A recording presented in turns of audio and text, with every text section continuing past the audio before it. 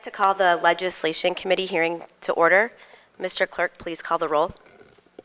Alderman Rhoden. Present. Alderman Boyd. Alderman Vaccaro. Present. Alderman Muhammad. Here. Alderman Narayan. Present. Alderwoman Hubbard. Here. Chairwoman Ingracia. Present. You have 7 present. Thank you, Mr. Clerk. The first order of business is approval of the minutes from the Thursday, July 11th, 2019 meeting. I'll entertain a motion once you've had a chance to review. Madam Chair, I make a motion to approve the minutes from Thursday, July 11, 2019. Second. Please call the roll. Alderman Rhodey. Aye. Alderman Boyd. Aye. Alderman Vaccaro. Alderman Muhammad. Aye. Alderman Narayan. Aye. Alderwoman Hubbard. Chairwoman Ingracia. Aye. You have 7 aye votes. The first order of business we have tonight is a discussion on the Equity Indicators Baseline Report that was released a number of months ago by Christina Garmendia, formerly of the Mayor's Office, and we are going to be discussing it tonight from the view of a local public policy lens. So Christina, if you'd like to come up and introduce yourself.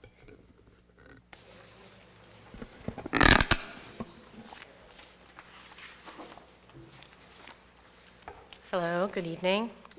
Good evening. Thank you all for having me to testify, and special thanks to Alderwoman Ingracia for your invitation.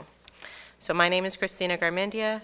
As she said, I was the Equity Indicators Project Manager for the City of St. Louis from November 2017 to January of this year. And I was embedded in the Mayor's Office for 13 months on a grant funded by the Rockefeller Foundation. I was hired by the former Deputy Mayor, Nicole Hudson, and the former Chief Resiliency Officer, Patrick Brown. Next slide. So I was tasked with identifying quantitative metrics that would help us measure progress or lack of progress towards achieving racial equity in response to the Ferguson Commission's report. Next slide. And so that task was to design a framework of indicators to measure progress towards achieving greater equity in St. Louis over time. So really a policy tool for both the community, for legislators such as yourselves, government agencies, and other policy groups. And so in January of this year, we released the report that is available on the city's website. And there are 72 equity indicators represented there to measure racial disparities. I also want to take a moment to mention that the United Way was a partner in this work, and they have released the regional version of the equity indicators that shares data for where they could find data for 3 surrounding counties: St. Louis County, St. Charles County, and St. Clair County in Illinois. And so my work was in response to a call to action from the Ferguson Commission for a racial equity benchmarking process. And Forward Through Ferguson partnered with us on this project from the beginning. They helped the city and the United Way apply collaboratively for the grant that funded my position. They chose the themes and topics, and as well as approving the selected indicators and reviewing the draft report. So the above is an example of a call to action. So the Ferguson report is full of policy recommendations for a variety of stakeholders, and my role was to identify ways to quantitatively measure progress on achieving those calls to action. So for reforming juvenile disciplinary procedures and practices, how might we measure progress toward achieving reform in that area? So translating those calls to action into quantitative metrics was my task. And so the resulting indicators for this particular call to action included suspensions and juvenile referrals to court. I do want to share a little bit of background about myself. I first came to St. Louis as an undergraduate studying design at Washington University. I have my master's in public policy from the Harvard Kennedy School of Government.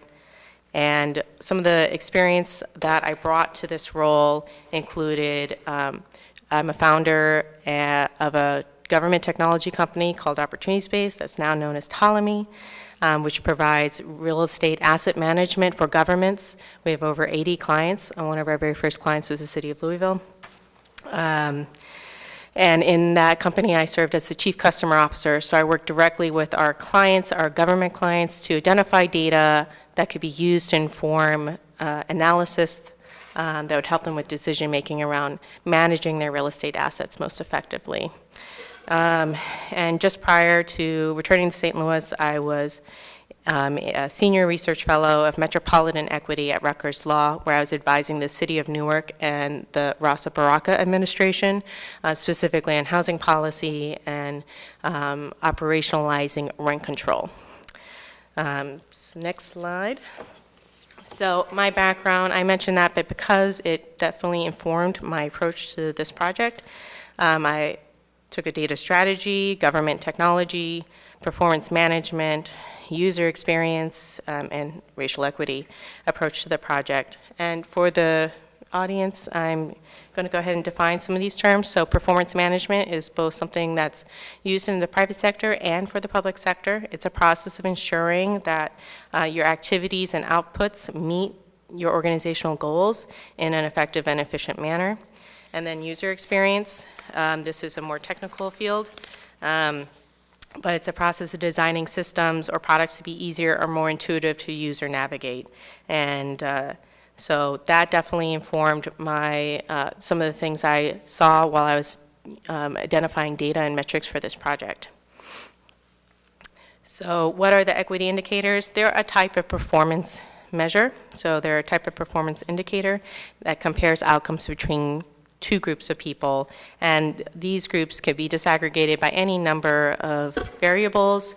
The equity indicators is exclusively focused on race and neighborhood, but they could also be disaggregated by race, gender, income, or immigration status. And I'm going to kind of skim over the indicator selection process, but in short, I was taking the priorities of the Ferguson Commission, priorities of department heads, in conversation with available data and meaningful metrics. So each indicator had to meet the following criteria. It needed to be local to the city, annually collected, disaggregated by race or place, and in some way responsive to the Ferguson Commission's calls to action. So that resulted in 72 indicators evenly spread across the three themes of the Ferguson report: youth at the center, opportunity to thrive, and justice for all. And these included the topics of child well-being, education quality, educational attainment, financial empowerment, health and safety, neighborhoods, and policing, court reform, and civic engagement. So the most city-related, City of St. Louis-related indicators were under the Justice for All section, and that were also related to service delivery. So how might data inform decision-making around policy? So how might equity indicators inform policies? It can help you identify the issue areas that should fall under your organizational scope, so the goal identification. It can help you prioritize by identifying the relative importance of different activities, so you could prioritize either investment or where you focus your time in terms of issues. And data can help you understand whether your strategy is effective at achieving your goals, so impact evaluation. Next slide. So goal identification, how to make government more equitable. You should be focusing on needs not being addressed by the private market. So a guiding question for this is, what needs are not adequately addressed by the private market in St. Louis? And you can see I've listed basically some of the departments that we have here: public safety, health, housing, and some that we don't: transportation, education. So the public safety, not every neighborhood can afford private security. Housing, we have an undersupply of safe, affordable housing that's provided by the private market. And to not believe that, just ask our overworked building division that does code enforcement, or the circuit court judges who see the photo evidence tenants bring in as their as their excuse for why they didn't pay their rent. And for education, I do want to say a little bit about this. This was, as someone new to the mayor's office, new to the city of St. Louis, working in city government, I was frankly horrified to learn that we didn't have a single employee focused on education issues. There was no one for me to get advice from on the priorities of the city related to education. And I was the one who had to bring to the attention of the mayor's then first chief of staff that she had not met with the superintendent of St. Louis Public Schools within her first year of serving in that role. And I think education is not an issue you can afford to ignore. You can't afford to not care about this issue. So second, issue prioritization. Your guiding questions are, what issues predominantly impact Black St. Louisans? And you can think about this in two ways. You can look at the largest racial disparities or the largest numbers of people affected. So next slide. The largest racial disparities. The report is predominantly set up for people to read it this way, where each indicator is given an equity score, with 1 being the most inequitable and 100 being equitable. So similar outcomes between Black and white people in St. Louis. So the lowest scoring indicator for racial disparities is child asthma. What that means is that Black children in St. Louis are 10 times as likely as white children to visit an emergency room for asthma. We have similarly extreme disparities in youth STD rates and child food insecurity. So you can see that some of our biggest racial disparities are in the area where we have the least local government departments working on this. And so I would suggest the Board of Aldermen should be proactively looking for ways to support the few departments and staff that we have that work on children, youth, and family issues. This is all new content, so here the largest number of people impacted. So I've taken the numbers of people, city residents particularly impacted by these racial disparities. Racial segregation affects the most residents in St. Louis. There's 87,000 city residents that live in hyper-segregated neighborhoods, so where 90% of the population is a single race. And then other ones include concentrated poverty, where 65,000 residents live in areas of concentrated poverty where more than 40% of their neighbors are in poverty. Adult poverty is very common in St. Louis. 44,000 adults in St. Louis live under the poverty line. 35,000 residents lack health insurance. 31,000 students in St. Louis attend schools where it is the norm for students to not meet state standards in English and math. So less than 50% of students of those schools meet state standards in English and math. So that's almost the entire student population, by the way. I've bolded municipal warrants. We issued almost 29,000 municipal warrants to city residents alone in 2017. And again, low food access is 28,000 residents live in areas with low food access. Severe rent burden is very common among St. Louis residents, and so is child poverty. There's 22,000 children in St. Louis that live in poverty. So next slide. I looked up a little bit about the legislation committee, and I was excited to see that this committee examines matters of city courts and suggests improvements. So of the list that you just saw of the largest number of people impacted, the one that's most specific to the city and that you have the most control over is the one that's related to municipal courts, so municipal warrants. So that's what I'll be focusing my testimony on today. So for the audience, what is a municipal warrant? Warrants are issued when defendants either fail to show up for 2 or more court dates and or fail to pay outstanding fines and fees for municipal ordinance violations. The next slide shows you a diagram that's included in the report. I worked with our court administrators. We went over this diagram over and over again to make sure it was correct and that I had understood how municipal warrants work in St. Louis and when they are deployed. And I wanted to share that with the public because a lot of people don't understand what municipal warrants are and why they matter.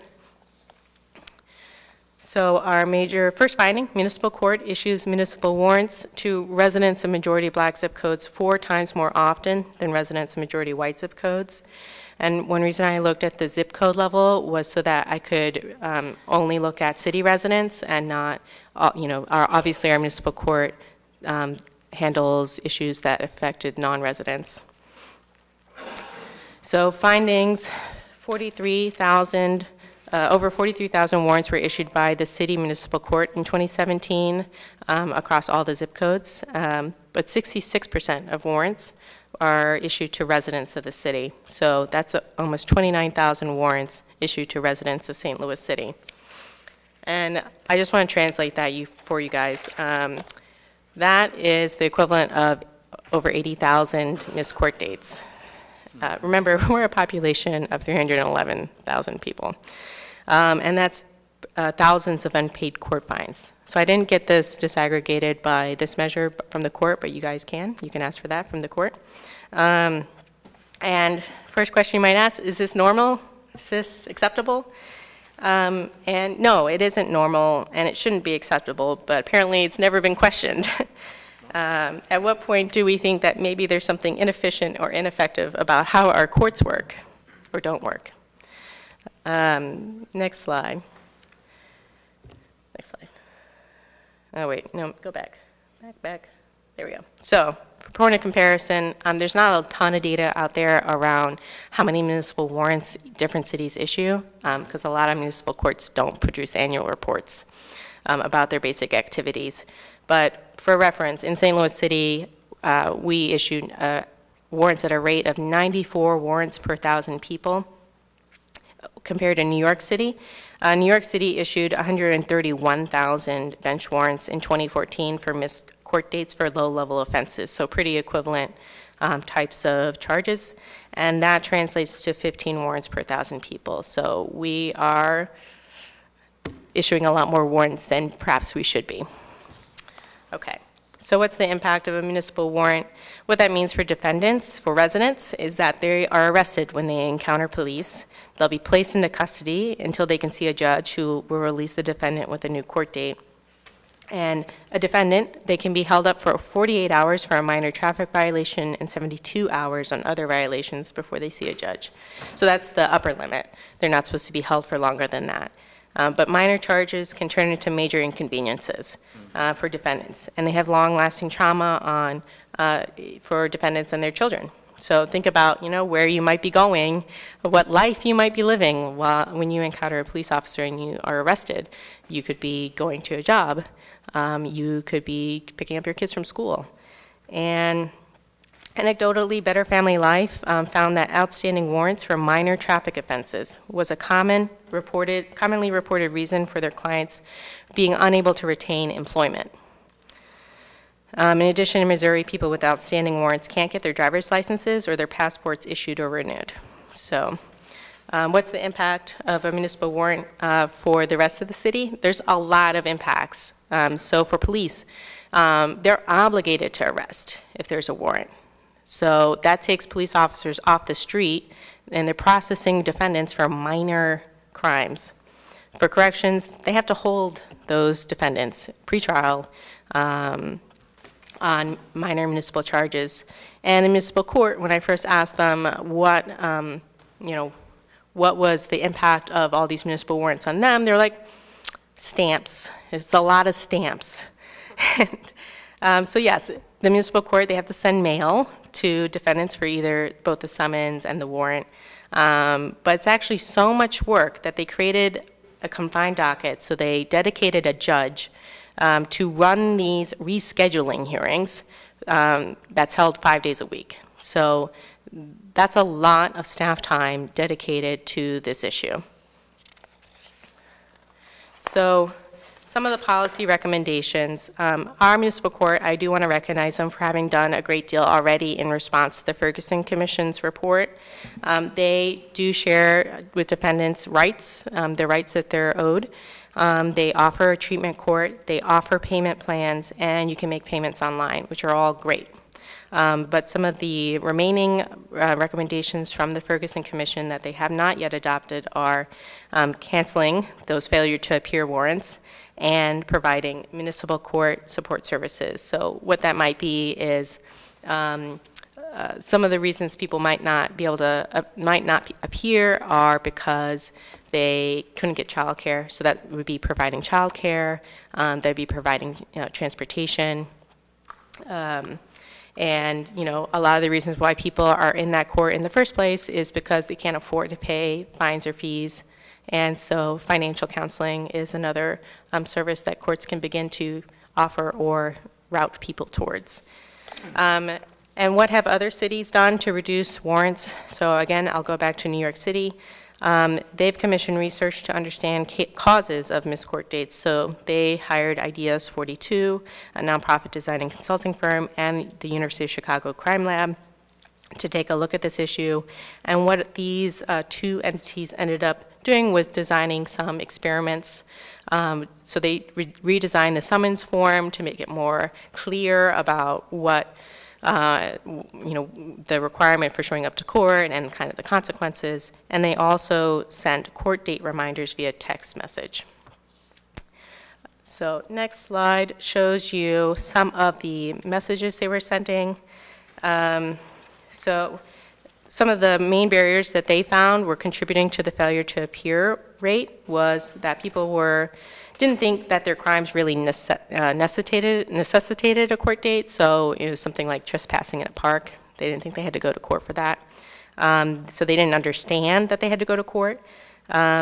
Two, they weren't able to arrange for childcare. Three, they didn't believe people actually had to go to court. So that happens. And then lastly, there was actually a long time between when the crime happened and when they received the summons to appear in court. So it was between like 60 or 90 days after the ticket was issued. So people just forgot. So these messages that were being sent to people who had given their phone number either through their lawyer or when they received their initial ticket were simple reminders. It also were reminders about when and where to show up. It reminded people of the consequences of not showing up. And they would send these 3 text messages at different days before their court date. So they send them before the court date and then also after. So if someone missed their court date, they sent them a notice saying via text that said, you have a warrant and the way to address this warrant is to come in and reschedule your court date. And as a note for anyone who doesn't know, you can't reschedule your court date by calling in to the court. You have to go in person here in St. Louis. And then they also would just use some social norms to say, most people take care of this, you should too. So very simple text messages, and this had a big impact. So next slide. So this did lead into improvements to timely court appearance. Between redesigning the summons form and the most effective text messages, they found a 36% decrease in failure to appears. And how much would it cost to send this to all the people in New York City who received a summons in that year? $7,500. So this is a really inexpensive policy change that can be made that has a big impact on people's failure to appear rate. So we definitely spent more than that on stamps last year. Okay. So overall, recommendations are more justice, less enforcement. So I would encourage all of you to look into what are the most common municipal court charges that we see. I've shared some of those in the report with the driving status violations. So driving status violations are like driving without car insurance, driving without a valid license plate or driver's license. So these are not driving dangerously, it's driving while poor. So that's one of the most common municipal violations for St. Louis. In New York, it was public intoxication, and that accounted for 34% of their low-level offenses. And so the approach that they're thinking about taking is, if drinking alcohol in public is the issue you care about, is issuing the summons going to stop that behavior? So in St. Louis, if, will finding people for not being able to afford car insurance going to stop that behavior? So thinking about creatively about ways that we can support people to comply with the law versus punishing them for not being able to comply with a law that's punishing primarily poor people. So there are other indicators related to municipal courts in the report. Besides municipal warrants, it's legal representation rate, driving status violation charges, and driving status conviction rate. So the good news is one of the high points in the report, and this was an analysis we did with the court without knowing what the results would be. So taking these cases and then looking at the conviction rate, comparing between black and white defendants. So this was a high point for me. We're finding out that we had no disparity in conviction rate. It's just the number of cases that come before that court that are, there's 4 times as many black drivers with these types of charges than white drivers, despite there being less black drivers in the city. So next slide. So bottom line, the Board of Aldermen, you may not have budgetary powers, as many as I think you deserve, but you have the power to reduce racial disparities in St. Louis. So legislators such as yourselves have the power to positively impact the lives and long-term financial prospects of St. Louisans by simple and small investments to help residents navigate systems under your control, such as the municipal court.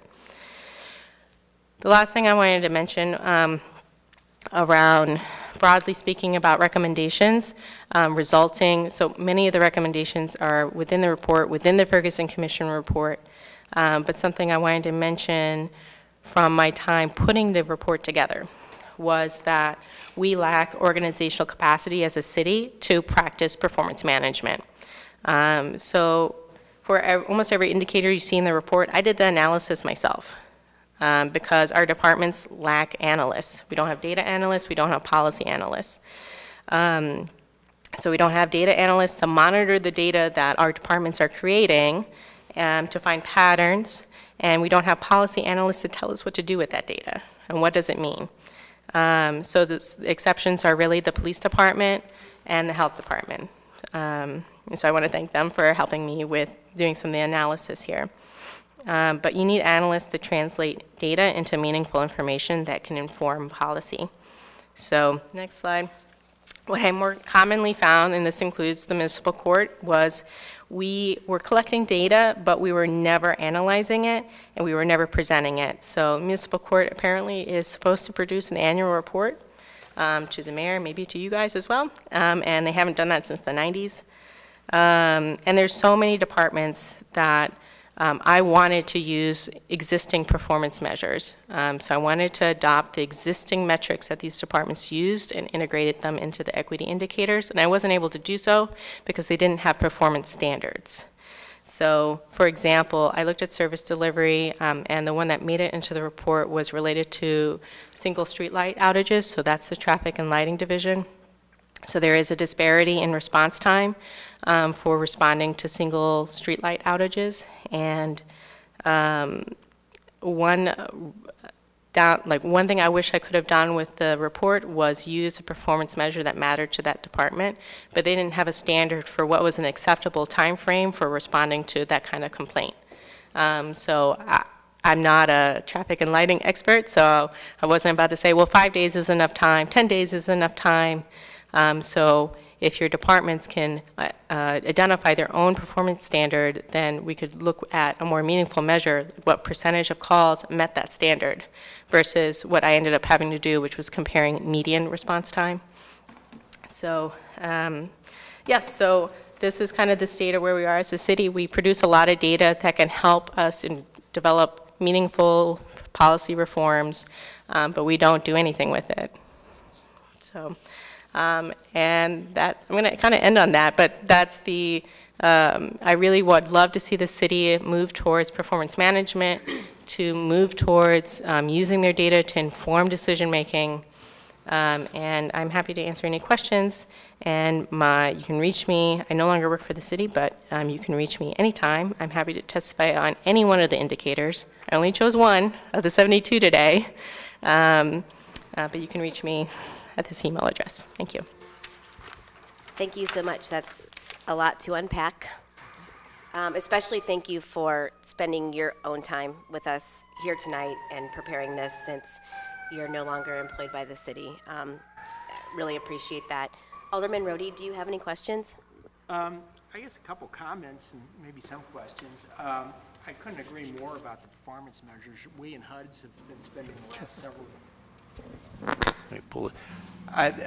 I couldn't agree more with your comments regarding performance measures. We in the HUDs committee have been spending the last several years trying to come up with some performance measures, and that has resulted in us developing a standardized approach to evaluating economic incentives, and it's also, I think, led to our development of a economic development plan that we're approaching the end on and are nearing completion, at least of the first iteration, and hopefully we'll have complete, that will be completed with performance measures. And what we have done as part of that was, and I have to credit Gerard Hollins with this thought process, was in the ordinance that created the demand on our part to create the economic development plan was an annual report back to the Board of Aldermen, updating it, that includes updated performance measures as well. So the whole idea is SLDC actually would prepare an annual report, but the annual report was never going anywhere. It was more a list of things that they did as opposed to how those things they did are related to specific goals, if that makes any sense at all. So it was more of just a kind of a collection. We're hoping to change that, and the staff over there, I think, has embraced that enthusiastically, and they've been very cooperative. One of the, I guess, concerns I have, and I struggle with this because I think sometimes it can be a catch-22, and as a statistician, I'm sure you're familiar with the difference between causality and multicollinearity. When you're viewing outcomes, some of those outcomes are truly outcomes and they're not causes. And if you're measuring outcomes, I'm not sure how much that's reflective of a cause. And the one that you picked tonight, and I think many of these are very good, so please don't take anything I say as being critical. I think this has been I think it's a constructive endeavor. And I frankly struggle with all the criminal justice. I'm not on public safety. I don't want to portray myself as an expert on criminal justice at all. Anything I say is uninformed. So, but what I struggle with on so many of the criminal justice issues is I think that's, in so many cases, it's kind of the result as opposed to a cause. In other words, if we try to equalize outcomes in the criminal justice system, we're ignoring what is probably the underlying cause, which might be inferior education opportunities, inferior employment opportunities, inferior health opportunities, and so forth. And I get a little concerned when we start measuring outcomes on those or trying to equalize outcomes on those, because I think we're looking at results as opposed to trying to address the underlying causes. And I'm going to pick on you a little bit, but please don't take this the wrong way. When we go ahead and take a look at St. Louis, for example, and we're comparing our warrants to New York, I think right off the top of the head, there's a whole lot of adjustments that I would make. One is the socioeconomics of the relative population. St. Louis City has, on average, a much lower income population. That would be one attribute.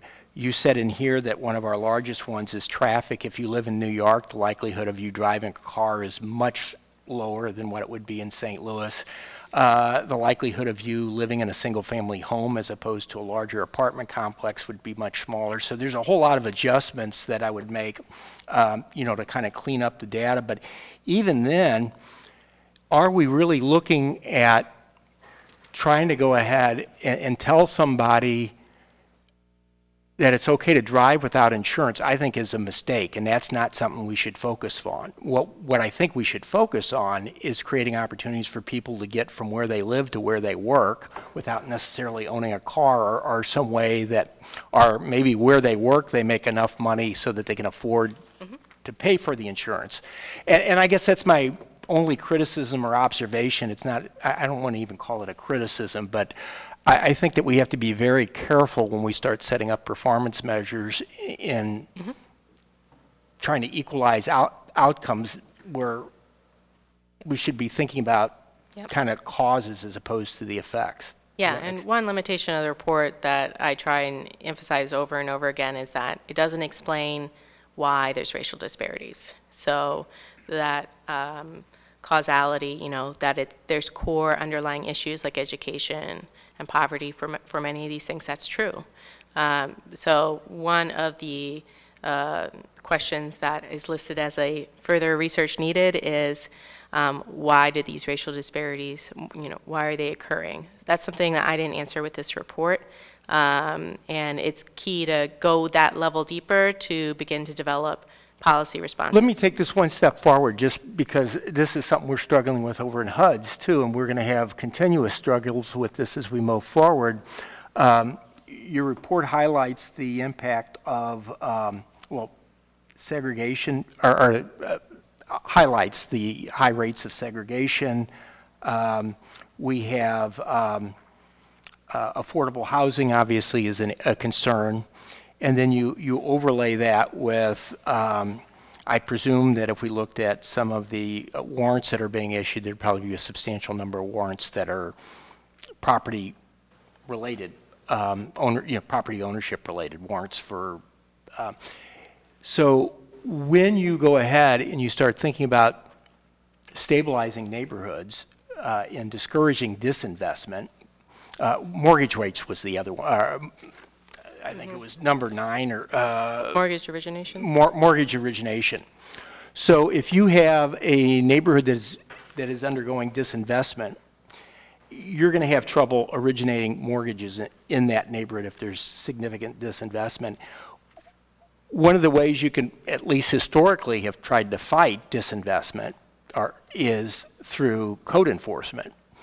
You lay off on code enforcement, you can very easily accelerate neighborhood disinvestment, and then and that's just one example. There's other examples where you start talking about, if we're wanting to do something with segregation, well, if you go ahead and you have disinvestment, you're moving people from a segregated neighborhood somewhere else, or if you're going ahead and support reinvestment, which frequently coexists with gentrification, then you're going ahead and you're now accused of either displacement or reinvestment. And that's the thing that we're starting to struggle with on HUDs. And I think you have to be very careful not to be place too much judgment in the terms that we use on these things, because you can go ahead and try to do one thing and you can have some unintended consequences. If you oppose gentrification, you can very well end up with disinvestment. And if you oppose code enforcement, you can potentially accelerate disinvestment. I guess what I'm saying is there's a balance to everything, and trying to find that balance can frequently be a fine line. So. Yep. Yeah, and that's why your job is so hard. So. Thank you. Alderman Boyd? Sure. Thank you, Christina. Sorry that you're not a permanent part of the city of St. Louis, because certainly data is important. I'm a type of person that's very data-driven, and what data helps us do is better, because when you know better, you can do better, you can make better policies. I just want to walk through your presentation, ask you a few questions. Just coming off of some of the comments from my colleague from the 17th, did I hear you correctly? You said we haven't really studied why some things are happening? That's right. Okay, so if we haven't studied or we don't study why, how do we maximize the data to make better decisions if we haven't taken a deep dive into why? Yeah, so sometimes so I took the municipal warrant issue. It's like, we don't know why people aren't showing up for court dates. The court has never studied that issue. But other cities have, right? So one of the strategies they experimented with is, so one is just taking an experimental approach and trying something, but measuring whether that impacted the measure that you're interested in. So, and as far as, sending court reminders, that's a pretty cheap experiment to run and to see whether it's working or not. Of course, so many of the equity indicators, the measures are hard to design experiments around, especially those longer term ones like segregation or poverty. But I did try to mix in indicators where you could do more short-term experiments like the police recruiting pipeline. One of the things we were working on when I was still at the city was simplifying the application.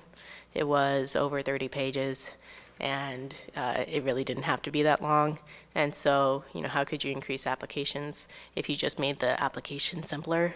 That's a free reform you can do. And there's examples like that that can be designed to test hypotheses and to try something to reduce racial disparities across these indicators. I remember back in the early 90s when I was executive director of a nonprofit, I used to see some of the same clients every season.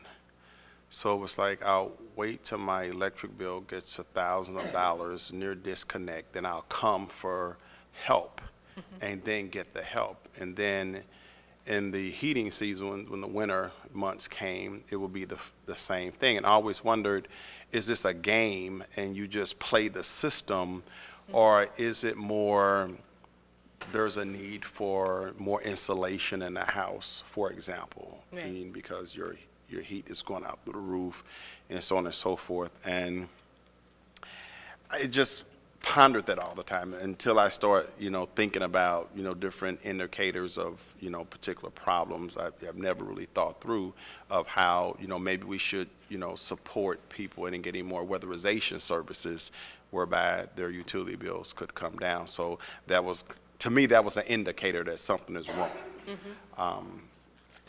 And it kept me from kind of being too judgmental, if you will, because it's not fair to game the system, although many people do. I want to go to some of your indicators on youth at the center, opportunities to thrive, justice for all. You showed a matrix, but I guess there's way more into it than just Yeah. 1, 2, 3, 4, 5, 6, 24 different elements of that chart. Is that correct? Yes, there's 24 indicators in each So section. do you have more detailed information on that? I mean, there is the report. I was asked to think about policy recommendations, so I just picked one. Okay. Because I had a limited time, but, yeah. But that is online? Yeah, so the report's online. If you want policy recommendations, you can just call me.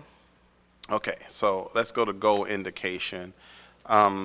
Education, you talked about, you were kind of surprised that we really hadn't had communications with the school districts. I think it's very paramount that we should be collaborating more, and I have to give kudos to my colleague from the 17th as chairman of HUDs. At least every year, the financial director comes in and kind of talks about TIFs, how TIFs tax abatement have impacted the school district, and how real estate values have either increased or decreased in their budget. So that is critical, and I'm glad you pointed that out. And so that is a policy decision that I think we have within our powers to really consider, how do we connect more with the school system so that we could collaborate better. I mean, one of the things that kind of concerns me across America when you talk about education and disparities is how African Americans are suspended and expelled at a greater rate than the counterparts. And you really find that within the St. Louis population, I should say the St. Louis metropolitan area, in the county districts where a lot of African Americans have been, bussed out there, and their parents don't have transportation, and so they're not as active. So have you kind of looked at that at all as far as are we doing better? Have you analyzed that data at all? Because education seems to be important to you. I'll defer to, so Ford through Ferguson did produce a second report on specifically around suspension rates. Did you guys compare it between the city and the county? Can he, if he doesn't mind, if he could come and speak and identify To come up himself? and identify. And just really quickly, we're also going to invite, come on up, I'm sorry. Oh, perfect. We are going to invite Ford through Ferguson to come and speak to us as well. But yeah, Okay. please feel free to answer the question. Thanks. Sure. So I 100% agree that suspension rates are a huge part of the school to prison pipeline. Oh, sorry.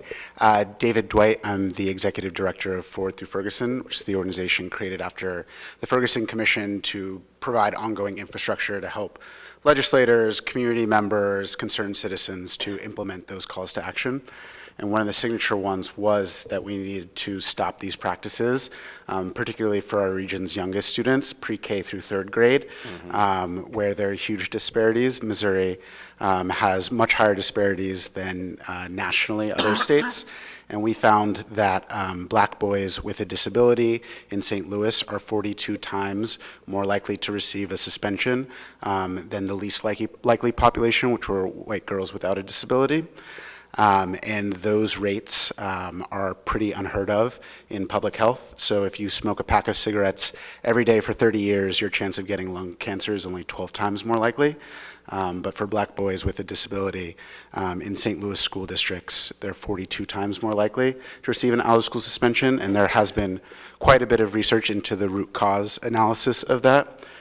For what's behind it, and a lot of it is not because of the actual behavior of the child, but because of the school district's ability to support that child, and also bias that teachers or other support staff may be. So let me ask you this. Just tell me your name again. David Dwight. David. Okay, David. So have you analyzed St. Louis public schools within the city of St. Louis and St. Louis County schools? Yep, so we first released what we called school district report cards, which were based on Sunshine DESI data 3 or 4 years ago, and then did an update to it in a report called Falling Through the Cracks, which looks at disparate rates of suspension in all 30 school districts in the city, the county, and St. Charles. Thank you. Appreciate it. Let's see. I'm just walking through it real quick.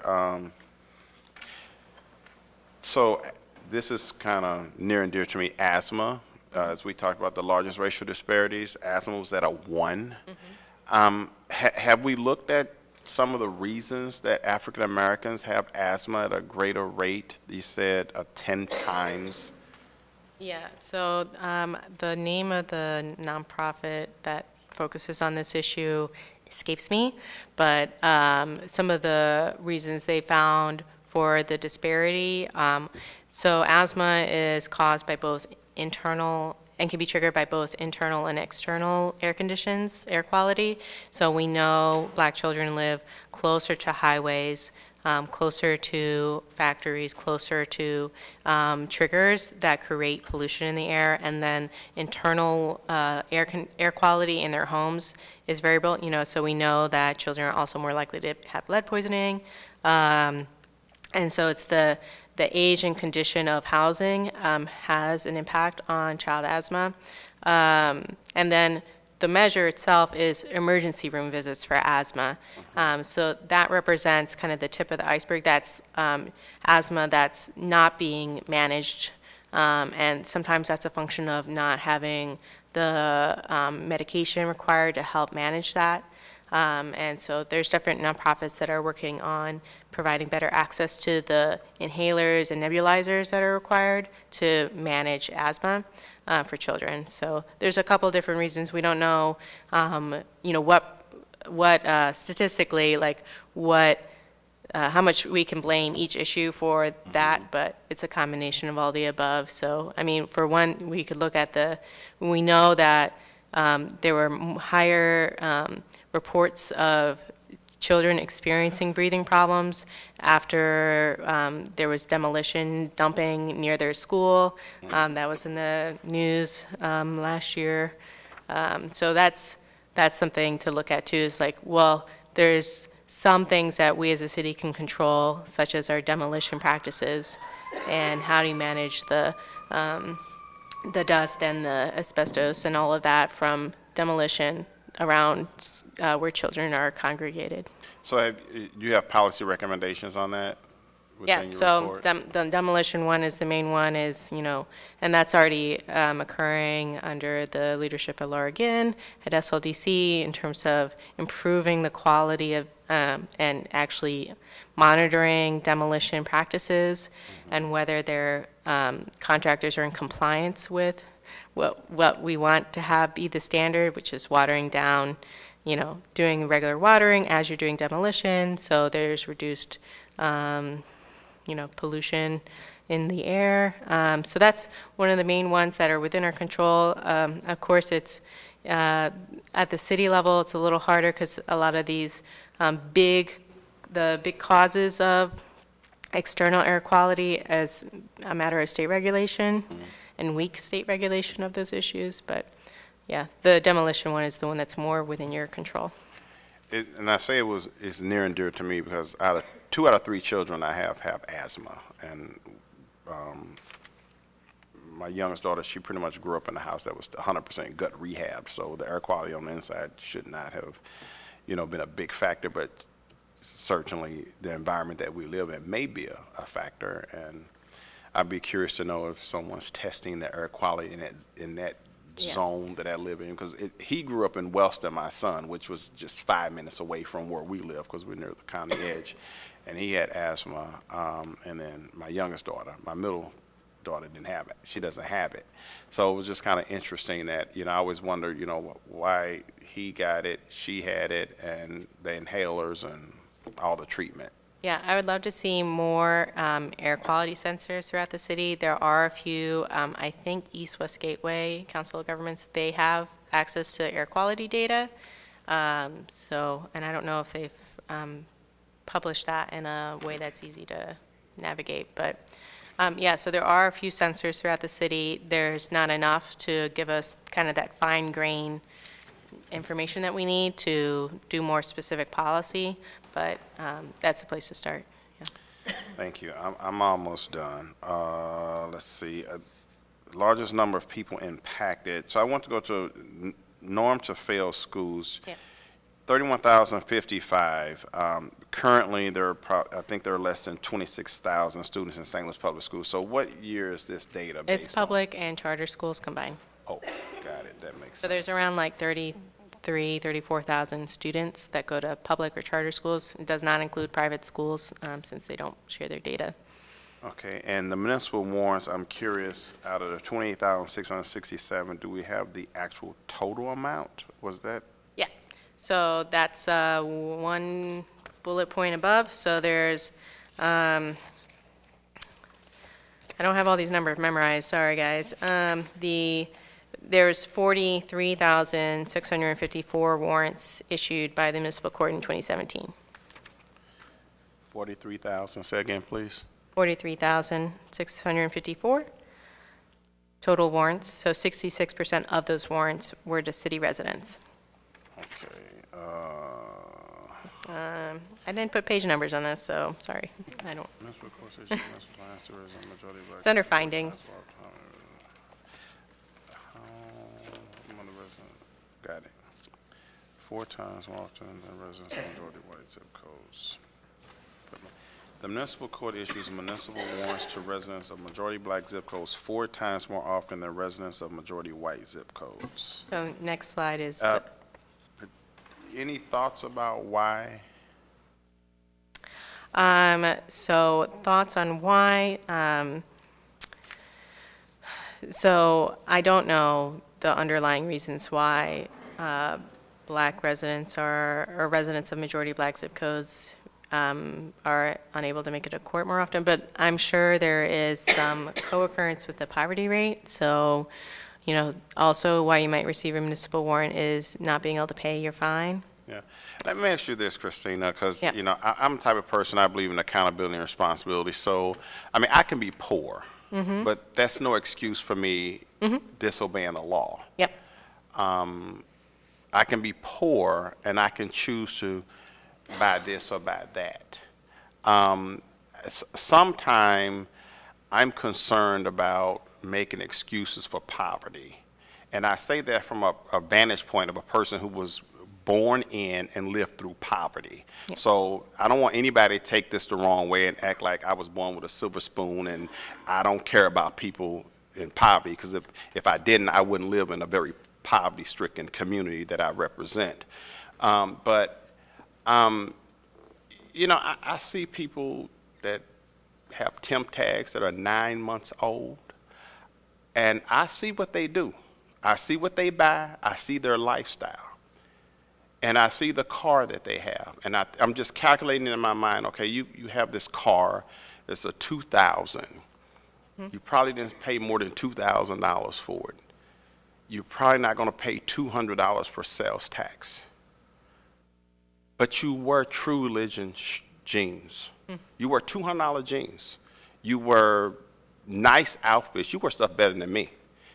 And I question, should I feel sorry for somebody that gets pulled over because their temp tag is bad? Where's their personal responsibility? And I get frustrated, Constituents call me out on that a lot. And why is this happening? You can drive through my neighborhood, and I guarantee you, you can probably easily, if you drove through 100 blocks, find 30 bad temp tags. We have choices. And when do we start empowering people who are impoverished to make decisions that are truly in their best interest and not be enabled by government? When do we turn that corner and start doing more of that? Yeah, I don't know the exact point in time at which, you blame personal responsibility, but the prevalence of municipal warrants and the lack of attention we've paid to ever attempting to reduce the number of failure to appears, it's not been a priority. It's no one's job in the municipal court to increase attendance rates, and that shows in the data. So I'm not making excuses for individuals, and I don't even attempt to explain why in the report, why there's racial disparities in municipal warrant rates, but it predominantly, affects people who live in certain zip codes. And so at what point do we take our own responsibility for actually making the system work better, versus always blaming people for not making it work. Getting your car in order is really, like, having gone from changing my tags, changing my plate, that took a lot of steps. That took a lot of time. And people who are poorer have less time to get that stuff done. So it is one of my responses to how can we make the city more racially equitable, city government be more racially equitable. It's make things easier to do, like make the system work better for everyone, and it'll, if you focus on the municipal court, that'll predominantly impact Black residents of St. Louis. That investing in making that easier to navigate that's going to be a big deal for a lot of people. And so worrying about the people who are not responsible, that don't care, I'd rather worry about the people who do care and are less able to actually comply with a lot of the steps that are required. And how do you discern which ones care and which ones don't care? I don't care. Okay, no problem. I love the fact of sending text messages to people. I think that is certainly something that we should consider, and hopefully we can find funds to do that. Because I do think that because some people do forget. Yeah. But the mortgage company, when I don't pay my mortgage on time, they don't forgive my $50 late fee, but that's on me. I'm curious also, and this is the last part of because this is good stuff. Have Ferguson Forward or anybody sat down with people who are caught up in this cycle to ask them why? Not to my knowledge. Why is it that you don't pay your fine? Why is it that you don't register your car? Why is it that you don't keep your insurance? Out of curiosity, why? ask, because oftentimes government think they know the answer and that we make up, policies that we think can fix something, but we really don't talk to them and ask them why. Yeah, to my knowledge, there hasn't been a study done with defendants to ask them why they haven't showed up to court, unless there's anyone in the audience who would like to say differently. I don't think there has not been a study done on that issue yet. Okay. Thank you. I really appreciate your presentation, and I really appreciate, what you do, and we need you back. Thank you, Madam Chairperson. Before I forget, I did just want to mention that some of the issues we're discussing, such as the temp tags and insurance requirements, are regulated at the state level, and I know that State Representative Donna Behringer is working with colleagues in the Department of Motor Vehicles and Department of Revenue to legislate possibly that you would be able to roll in your car payment, your car insurance, and note for your taxes, and so that would be a way that we would be able to help support people instead of punishing them. And just for the record, with the amount of money that I make here, there was a time a couple of years ago where I had a car that would not pass inspection. I could not afford for a few months to pay for what it needed, and so I was riding without having updated tags. And so But we make a lot of money as aldermen. So I'm just saying, tell me. if it can happen to me, it can happen to a lot of other people. Alderman, I agree, but I get tired of excuses. That's all I'm saying. Alderman Vaccaro? Sure. So, I mean, I do believe in accountability, but one of the things that could easily be done, and I don't know if we can legislatively do it. I'm waiting. One of the things that we can do legislatively, maybe not, but the reason we're having this at night is so people could show up. I just think that maybe we should think and look into how we have a night court and a Saturday court, because maybe you do have a job during the day. I think you need to be responsible and pay and show up. I do believe that. But one of the things that you can do is have a night court and a Saturday court, and I don't know if we can legislatively do that, but we should look at that. And that would solve the problem of saying, well, I'm working during the day, I can't get there, well, then come at night. Well, I got a night job and I sleep late, well, what about Saturday? You got to be off one day sometime. It seems to me that one of the things we can do is still hold people accountable, but have the courts, so that the courts can work out payment plans and do stuff, but make it more convenient to show up. And really, that's about my only comment, because I was thrown out in 5th grade and everything else. You check mine, I was pretty bad. I think that's a great idea. Maybe we can have someone from municipal courts come and speak to us as well. Well, yeah, I mean, they barely, unless you can go on a Wednesday afternoon to courtroom 1, and then you can't even park downtown, and I walk from here over, and, I know I've had people in my neighborhood that have trouble getting there, and then a lot of people in my neighborhood can afford lawyers, so they have a lawyer or attorney go over, but it's a hassle to get there. Parking, there is no parking at our municipal court. We put that together so that Larry Rice wouldn't buy the place and put homeless people in there, and then we threw him out of where he's at, so, and I think that's all wrong. But anyway, when they decided they were going to do this, there's no parking. It's really hard to get to, So that's just my only suggestion. I don't know if it's through legislation or public safety or whatever committee. I think we should really push the fact to have a night court and a Saturday court. It was just a comment, just a thought from what I heard. Thanks, Alderman. Alderman Mohammed? No question, Madam Chair. Alderman Narayan? Thank you, Madam Chair. Excuse me.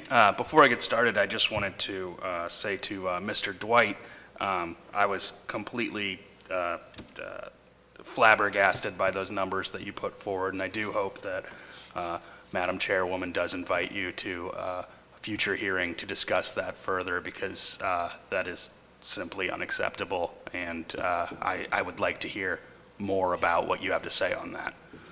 So thank you for those comments. And Mr. Garmendia, thank you so much for being here today. I know that you're on your own time, and I really do appreciate that.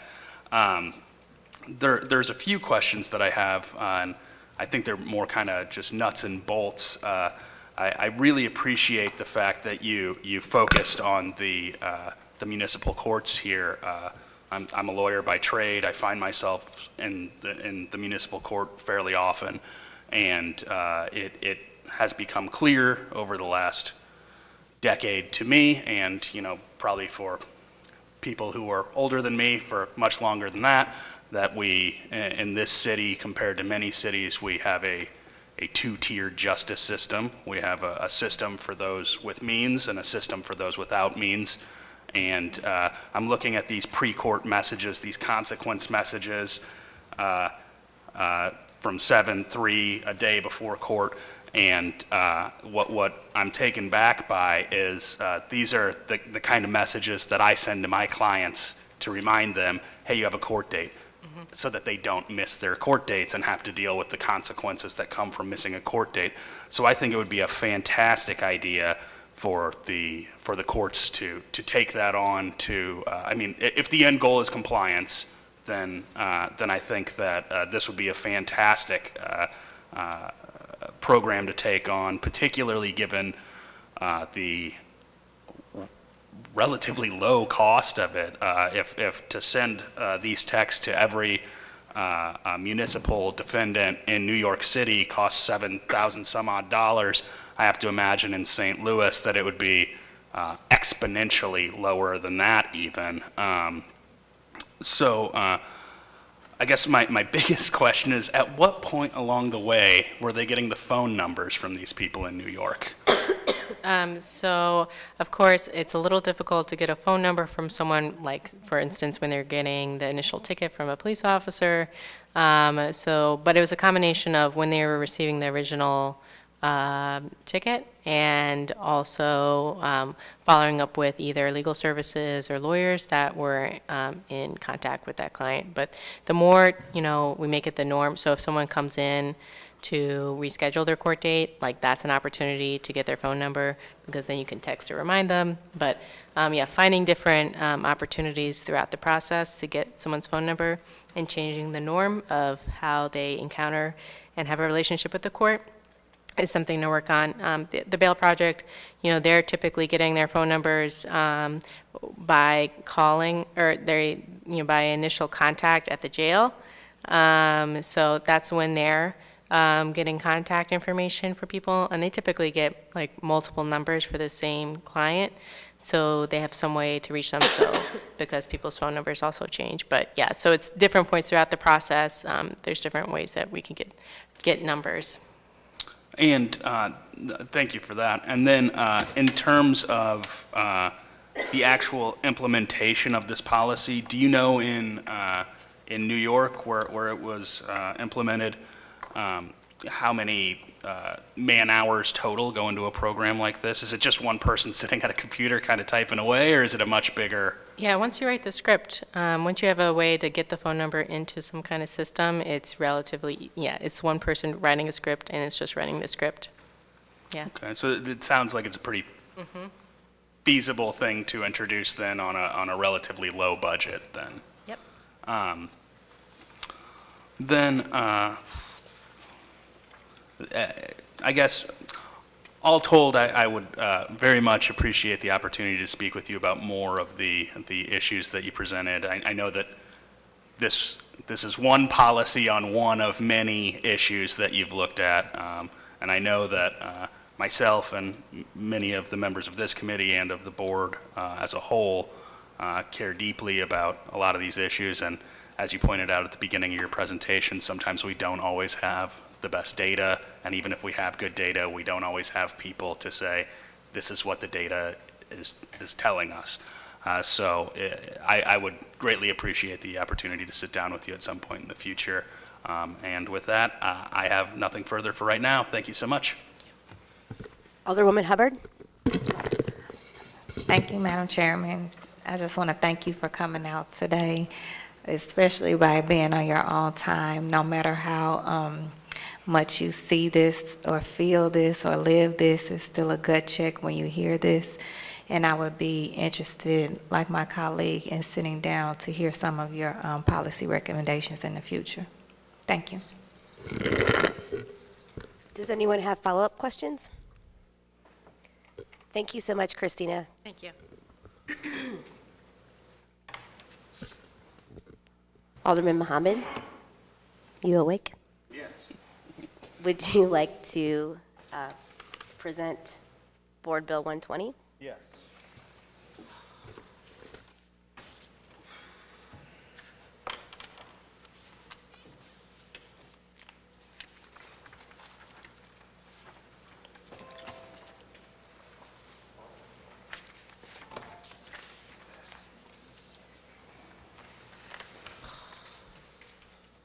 Thank you, Madam Chair and members of the committee. I'd like to introduce Board Bill 120. It is a very simple board bill, and it is ban the box. I know we are all familiar with that phrase, and the city is not new to it, and this is not new to the city. Under the Slay administration, we actually banned the box on all city employment applications.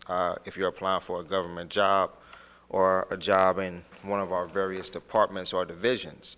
But what Board Bill 120 does is it extends that to every employer inside the city of St. Louis.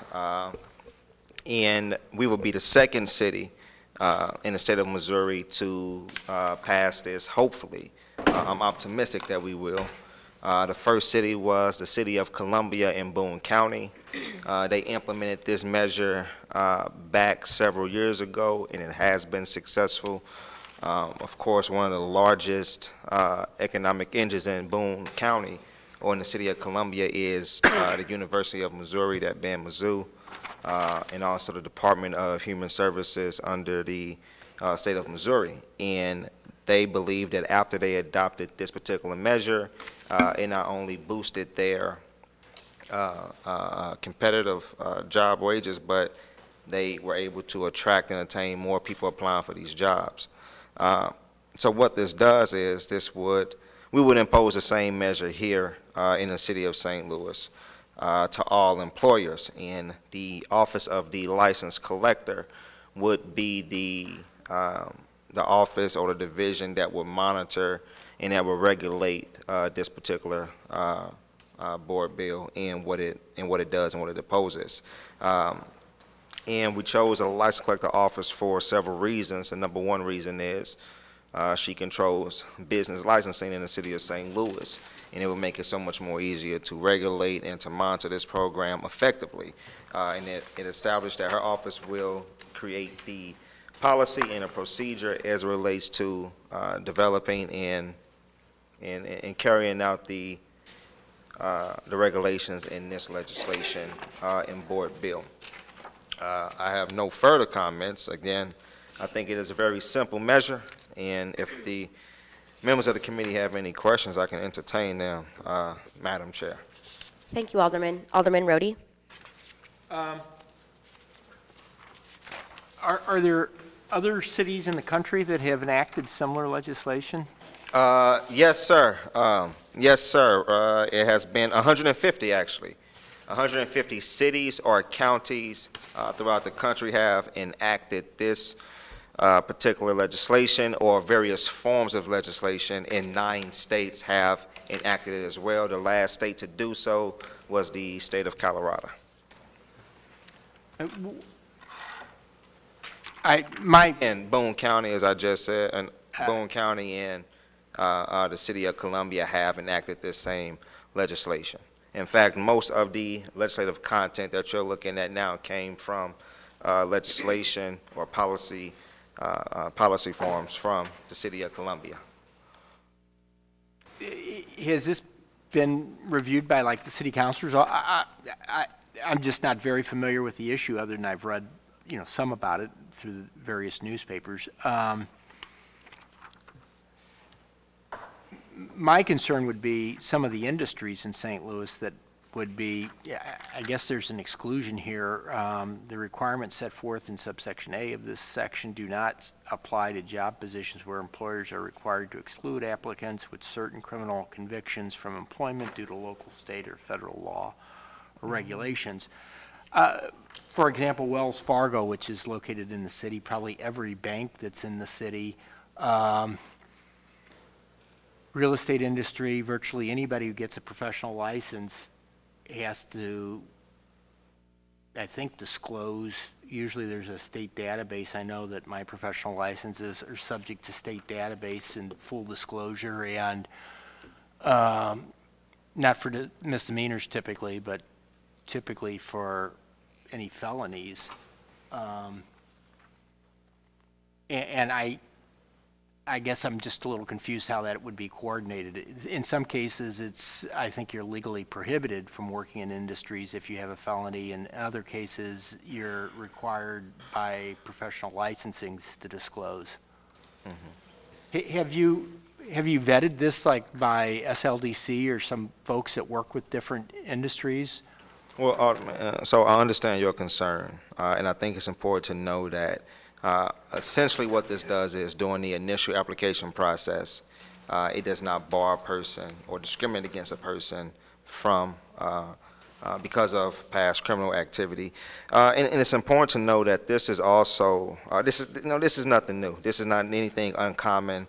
This was various acts of this legislation was passed and was also backed by the Title VII, which is a Civil Rights Act that was passed by Congress. And in that act, it actually said states. States and legislative bodies across the country should adopt and pass meaningful reform as it relates to hiring and hiring procedure. And it actually says ban the box for employment, ban the box for people who are looking for employment who have had past criminal convictions. So this does not say that as a person goes on or later down the line to the employment process, that they cannot, that the employer or the agency or the department that a person is applying for, it does not say that they cannot look into a person's criminal activity. They can do a background check. A lot of criminal convictions are public anyway. People can see it. But this just says that a person cannot be discriminated against because of that criminal activity or their criminal record, and it takes that off the initial job application process. Off that first initial job application a person fills out, that would not be on that application. And we do this right now in the city of St. Louis. Yeah, I know that we do it in the city. I'm just trying to understand what exactly that means. It's so what you're saying is that it wouldn't be on the initial application, and are they entitled to ask about it later on? They are. So they can still ask about it in an interview. Subsequent job application, or as they're filling out, I guess that's the application as opposed to a resume. You would send a resume but fill out a job application. They can ask about it in the interview. They can do background checks. Yeah, If you look at lines 6 through 8, it lays out when they can ask. 6 on page 1.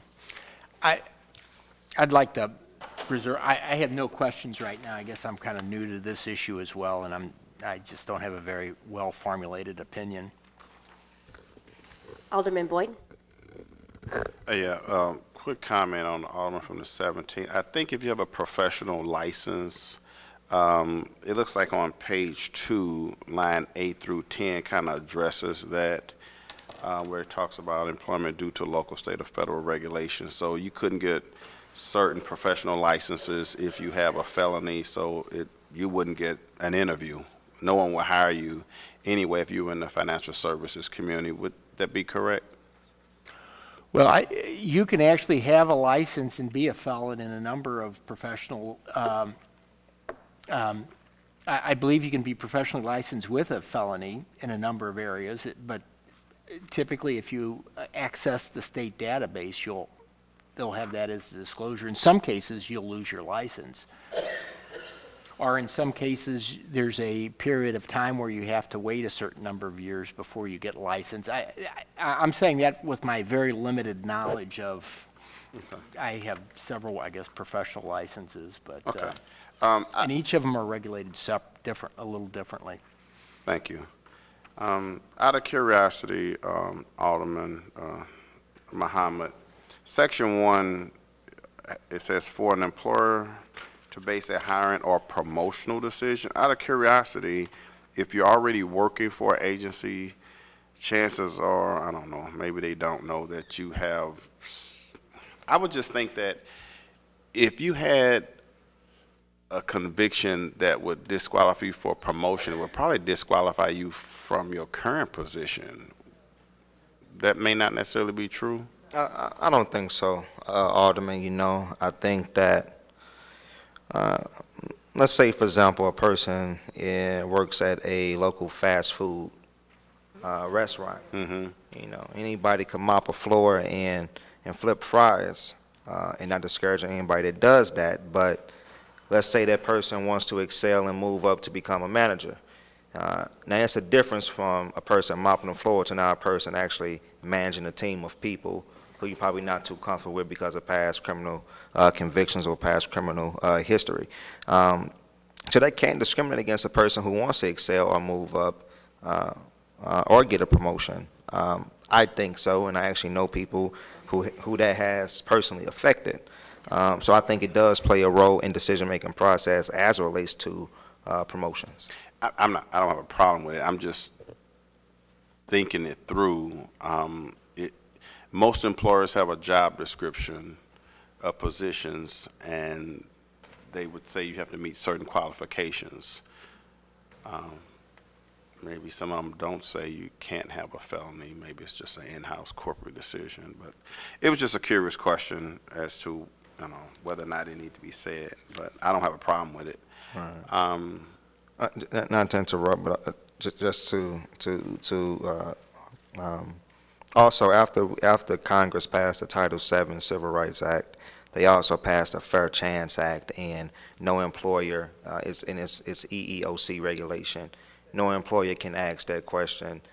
No employee can base hiring or promotions off of past criminal convictions. Gotcha. Okay. The other last question I have is, how are we doing? Because we passed some legislation in the past, so our personnel office, you know, banned the box, right? Do we know how that's working out? Do we know how many people have been rejected after they was the top, let's say, 3 candidates? Because typically you get the top 3 candidates. What percentage of people who have made it all the way through actually get a chance to be hired? Because it's my understanding, and I stand to be corrected, if you have a felony, you almost can't have most jobs in the city. You can have some. I know some people who work for the city who's had criminal history. But I'm curious as to how well we are doing with our ban the box and actually hiring people. You have any idea on that? I do not, Alderman. That's a good question.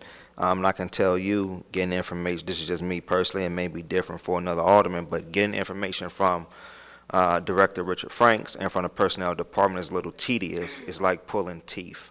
And I think people feel the same way when they apply for city jobs. We post numerous city jobs online, and people apply, they never get a call back, and when they call to inquire about the job, it's like the job never existed. So just for me, trying to get information from that particular department and even trying to work with the mayor's office to get information, it has not been proven to be successful to me. And I believe in transparency. I think the personnel department is a joke because, you know, we always continuously say that we have a shortage of city workers, but there's no shortage of city workers in my ward, or there's no shortage of people that's looking for quality employment in my ward, but they can't get a job through the personnel department, which is complete nonsense to me. And I think it's important to know, too, that when the mayor passed this not long ago, just a few years ago, when he passed this with the help of Senator Nasheed and a few of our members of the Missouri delegation in the House of Representatives, only some jobs were subjected to this ban in box. You know, like some jobs are subjected to not asking about medical history as well. Only some jobs were, and most of those jobs were jobs that deal with physical labor. You know, utility workers, forestry workers, those type of jobs. So I don't think that they would even have real concrete data on it. You know, if you ask me, I think we still don't have enough forestry workers because grass in my ward ain't getting cut. I think we are in agreement about some issues with the personnel department and how difficult it is to get people employed by the city of St. Louis. I would certainly be interested in having hearings with the personnel department. I have my own personal stories and issues about how they qualify people. It seems like there's more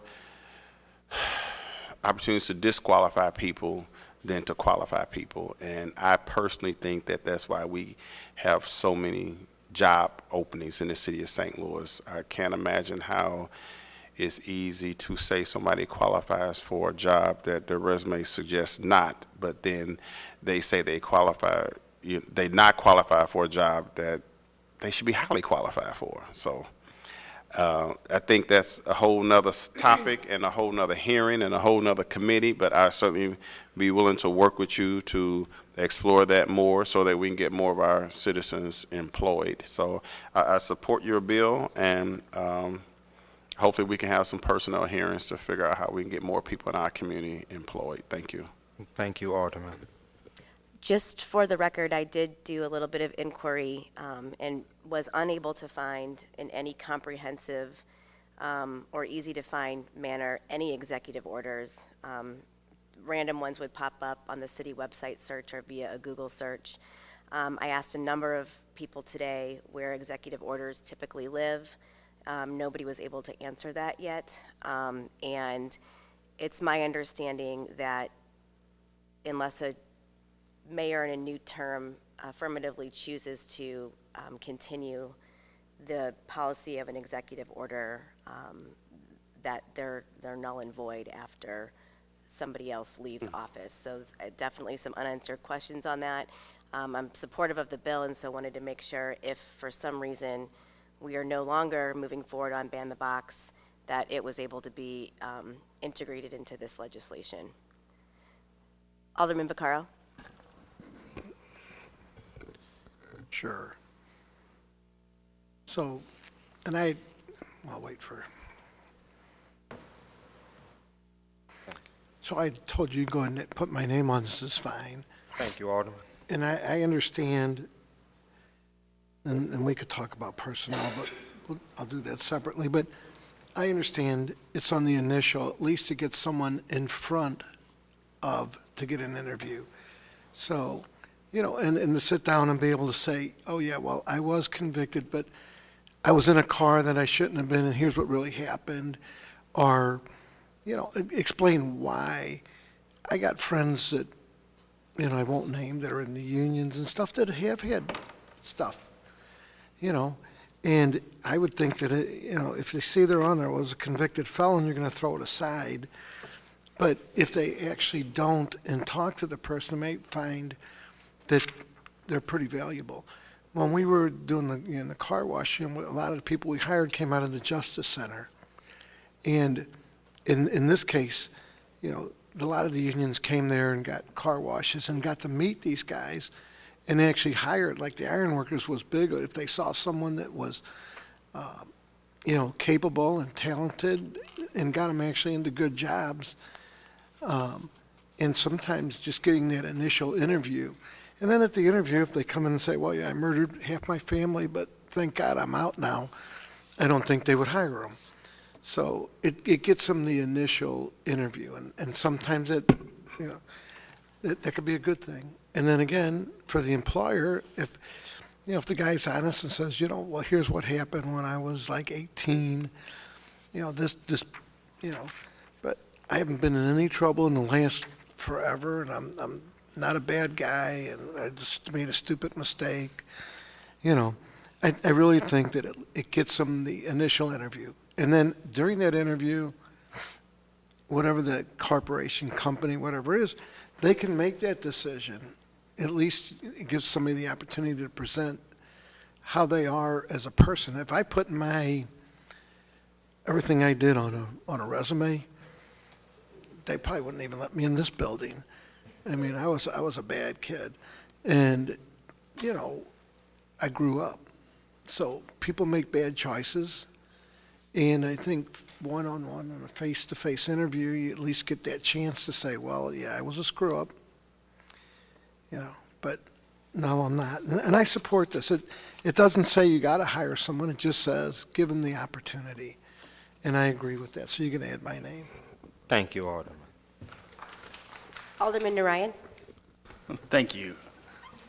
So first, I'd just like to thank you, Alderman Collins Muhammad, for bringing this legislation. I think it's overdue. I think that in our rush to be tough on crime, in the 90s especially, we created far too many felons, far too many nonviolent felons, and now we need to make sure that we give those folks a path to redemption and to being a productive member of society. And we need to make sure that we can get them, having a good job is the first step along that path. And if we don't pass something like this, we can't sit and wonder why people continue to be engaged in a life of crime. If we don't give them a meaningful path forward, that's the only choice that we leave them with. And I think that it's important that you've addressed that. That being said, I do have one kind of hang-up with this bill, and it's in the penalties clause. I'd like to discuss that with you. So in Section 2, there's a whole lot of discretion here left to the license collector, and personally, I'd like to see some more a more rigid kind of table of warnings and fines, so that if we are to introduce this and push this through, I believe that it should have some teeth to it, to make sure that it actually does what I know you want it to do. And so I would like to see less discretion and more a more solid construct of the penalties clause, and let people know, what the consequences are going to be of ignoring this piece of legislation. And I would love the opportunity to work with you on that moving forward. I welcome that opportunity, Alderman, and anytime we can amend this, hopefully on the floor, we can amend this, and I welcome any assistance in doing it. Absolutely, and thank you, and I have nothing further. Thank you, Alderman. Alderwoman Hubbard? I thank you again, and I would like to ask to add my name to this board bill as well. I think anything we can do to remove barriers and impediments against our neighbors so that they can make different choices and have different opportunities in their life and not be called felons because they're ex-offenders. The key word is ex. So we need to do what we can, to help them move forward. So I had a question about Section 2 too, so I'll be looking forward to the amendment. My only question was making sure that it was something that we could do to enforce this penalty-wise. When it says penalty, I wanted to know what that penalty was, because I hope that it's a good enough penalty to make sure that people do follow the ordinance. So again, thank you, John, and please add my name to this board bill. Thank you, Alderwoman. Are there any follow-up questions? I just have a couple quick questions to echo the questions from my colleagues to my left and right. I think it's difficult for us in enforcing some of these issues. I've been working on some similar issues, and our Civil Rights Enforcement Agency is only allowed to investigate and refer housing and employment cases. And so I'm working with CREA and our board attorney to try and expand their powers so we're able to have something similar to Columbia, Boone County, in terms of enforcement. So, yeah, if you're amenable to the possibility of having something different on the floor with respect to ensuring that in the short term we're able to enforce this legally, I would appreciate that opportunity. But did you need to introduce your amendment? Yes, Okay. yes. Are you still waiting on the clerk for that? No, you should have it. The, You guys have I amendment number? identified a little, there's an error on the page number and line number. Okay, so I don't need a copy. I just wanted to make sure we had the correct info in front of us. Sure, Thank you, Madam Chair. we're good. I don't need a copy. So go ahead and, Thank you. You're Madam welcome. Chair, I would like to make the motion to introduce Amendment Number 1 to Board Bill 120. I'll make the motion that we accept the introduction of Amendment 1 to Board Bill 20. I think we need more summaries going this way. right, I'm happy to call the roll, but I need the clerk. You can act as clerk. If you want, I can go around and act as clerk. No, can. Would you mind stepping in? Thank you.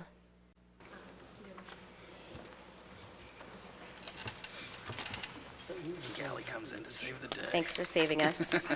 Would you please call the roll? This is for Amendment 1 to Board Bill 120. Alderman Rhodey? Now, this is on the amendment, is that correct? That's correct. Yeah, aye. Alderman Boyd? Oh, here it is. Alderman Vaccaro? Aye. Alderman Mohammed? Aye. Alderman Narayan? Aye. Alderwoman Hubbard? Aye. Chairwoman Ingracia? Aye.